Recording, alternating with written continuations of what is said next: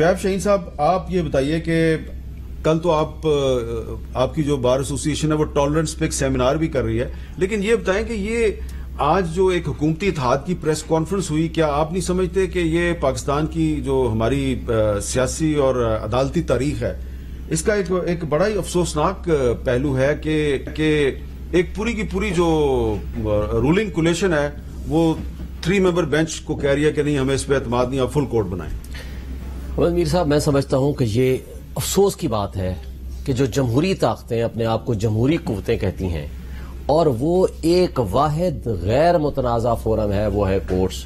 اور especially chief justice موجودہ عمرتا بندیال صاحب جو انتہائی بیلنسڈ، پولائٹ، کمپیٹنٹ اور آنیسٹ شخصیت ہے، اس طرح کے الزامات اور ان کے اوپر اس طرح کی باتیں، اور وہ آؤٹ آف دی کورٹ اتنا انڈیو انفلوئنس کرنے کی کوشش کر رہے ہیں پروسیڈنگز کو، میں سمجھتا ہوں کہ یہ غیر مناسب ہے۔ پہلے ہی پارلیمنٹ کا حال آپ کے سامنے ہے، پارلیمنٹ میں کوئی ایک پارٹی دوسری پارٹی کے ساتھ بیٹھنے کو تیار نہیں ہے۔ آپ کے سامنے ڈی سیٹ ہونے کے بعد 20 الیکشنز ہوئے، اتنی پولرائزیشن ہے اور اس قدر برے حالات تھے، اچھا ہوا اللہ نے کیا کہ کوئی بڑا حادثہ نہیں ہوا اور الیکشن ہو گئے۔ پھر اسمبلی میں جو کچھ ہوا ہم اس کو میرٹ میں نہیں جانا چاہتے، لیکن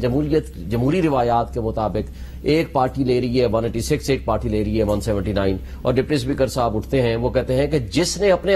آپ کو بھی ووٹ دیا ہے پرویز الہی صاحب اور اسی کی پارٹی کے 10 ممبر، ان کو ہم ختم کر رہے ہیں، اور جناب چودھری شجاعت حسین کا ہمارے پاس خط آ گیا ہے، اور رات تک چودھری شجاعت حسین صاحب یہ کہہ رہے ہیں کہ پرویز الہی میرا کینڈیڈیٹ ہے، اور صبح سویرے کیا ہوتا ہے وہ چینج ہو جاتی ہے۔ پھر ایک آئین کی تشریح کا اختیار آئین نے دیا ہے، وہ ہے سپریم کورٹ کو۔ چند دن پہلے آرٹیکل 63A پہ presidential reference read with article 184(3) supreme court کے اسی بینچ نے ججمنٹ دے دی ہے، اور کسی پارٹی نے انکلوڈنگ دی اٹارنی جنرل جو نیولی اٹارنی جنرل اپوائنٹ ہوئے ہیں موجودہ پی ڈی ایم کے اشتر وصاف صاحب، انہوں نے بھی اعتراض نہیں کیا، کسی نے اعتراض نہیں کیا، وہ فائنل ججمنٹ آ گئی۔ اور اس ججمنٹ کا ریفرنس دے کے ڈپٹی اسپیکر صاحب نے یہ کہا کہ جناب اس ججمنٹ کی روشنی میں میں یہ ووٹ مسترد کرتا ہوں، اور دوسرے بندے کو دے دیا۔ میٹر کورٹ میں آ گیا اور کورٹ نے دیکھیں بڑا ریسٹرینٹ کا مظاہرہ کیا۔ پرسوں ورنہ یہ فیصلہ دے سکتے تھے، اور انہوں نے، کیونکہ اس وقت فیصلہ اس لیے دینا ضروری تھا اور آسان بھی ہے کہ ججمنٹ اس موضوع پہ آلریڈی آ چکی ہے، صرف یہ دیکھنا ہے کہ کیا وہ جو رولنگ ہے within the limits of that judgment ہے، within the limits of that constitution provision article 63 ہے یا نہیں ہے۔ اس سے زیادہ انہوں نے کچھ نہیں دیکھنا، اگر تو ہے تو وہ اپ ہولڈ کر دیں گے، اگر وہ نہیں ہے تو نلیفائی ہو جائے گا، سیٹ اسائڈ ہو جائے گا۔ اور آج سے ایک ہفتہ پہلے یہاں ہم آپ کے پاس بیٹھے ہوئے تھے، یہاں ہمارے کئی دوستوں نے کہا جی اتنی اچھی ججمنٹ آئی ہے، یہ جو ریزننگ آئی تھی قاسم سوری کے اوپر، اور آرٹیکل 6 کا بھی مطالبہ ہو رہا تھا کہ جناب ان کے خلاف لگا دیں، انہوں نے غلط رولنگ دی تھی قاسم سوری صاحب نے، اور وہ ججمنٹ جب آئی تھی یہی ججز تھے اس وقت یہ بہترین تھے، اور 63A کے وقت بھی یہ بہترین تھے۔ رات کو جب عدالت کھلی، سپریم کورٹ نے ججمنٹ 7 اپریل کو دے دی تھی، 9 اپریل کو الیکشن ہونا تھا نا نیشنل اسمبلی میں، ووٹ آف نو کانفیڈنس، اور اس وقت رات کو 9